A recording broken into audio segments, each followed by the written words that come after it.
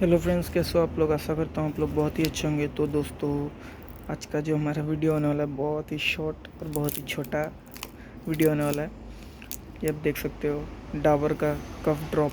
तो अभी मुझे भी बुखार है तो एक गोली खाया, ऐसा नहीं बुखार ठीक हो गया, मैंने दवाई भी खाया। फिर भी ये काफ़ी अच्छा लगा मुझे चॉकलेट।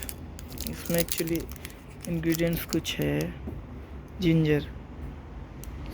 जिंजर और ये एलोवेरा है शायद।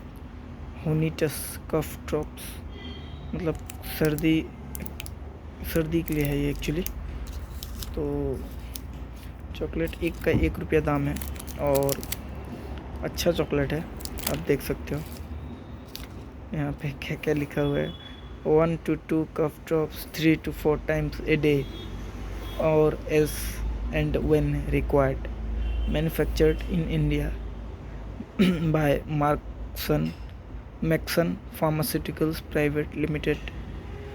तो ये फार्मास्यूटिकल इंडस्ट्री के द्वारा ही मैन्युफैक्चर किया गया है। तो आई थिंक अच्छा ही होगा फिर मेडिसिनल पर्पस के लिए। तो अच्छा लगता है तो खाइए आप लोग भी। मुझे क्या झूठ बोलूँ, मीडियम है, ना अच्छा लगता है ना ख़राब लगता है। So thank you.